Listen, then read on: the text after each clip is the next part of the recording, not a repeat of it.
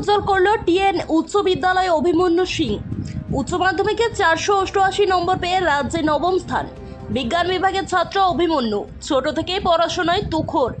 বাবা দামোদর ভ্যালি কর্পোরেশনের কর্মী। নিয়মিত পড়াশোনা আর অধ্যাবসায় এই দুই সাফল্যের চাবিকাঠি বলছে অভিমন্যু। ডাক্তার হয়ে গরিব মানুষের সেবা করতে চায় সে। মাধ্যমিকে না হলেও উচ্চ মাধ্যমিকের স্বপ্ন ছুঁয়েছে অভিমন্যু। এবার লক্ষ্য নিট। দুর্গাপুর চায় ডাক্তার হয়ে ফিরুক ঘরের ছেলে। শুভেচ্ছা রইল অভিমন্যুর জন্য।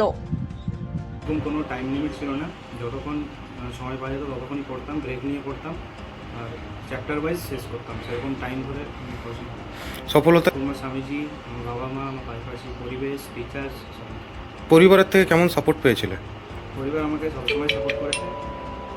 কোনোদিনও আমি চাপ পাইনি যে র্যাঙ্ক করতে হবে বা টপ যেতে হবে, একটা ভালো রেজাল্ট করতে হবে, সেরকম একটা এক্সপেকটেশন থাকেই সবার। ভিরিঙ্গে টিএনএ পড়াশোনা করতে? হুম, আচ্ছা, মোট প্রাপ্ত নম্বর কত? 488 নাম্বার, 500 নম্বর। আচ্ছা, এখন কি করতে চাও এরপরে? আমি ডাক্তার হতে চাই। ডাক্তার হতে চাও? হুম।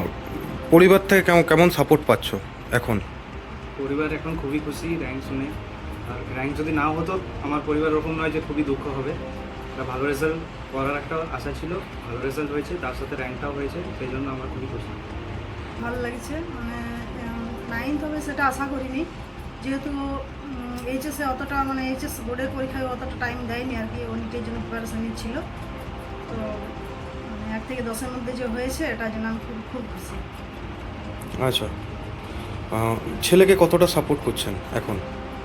ছেলেকে তো সবসময় সাপোর্ট করি, আর ওকে ওটার জন্য এনকারেজ করি যে তুই ভালো করে পড়ো।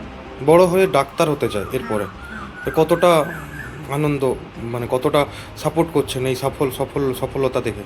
ডাক্তার আমার সেরকম কোনো ইয়ে নেই, আমি চাই ছেলে যেটা পছন্দ করে ও সেদিকেই যাক।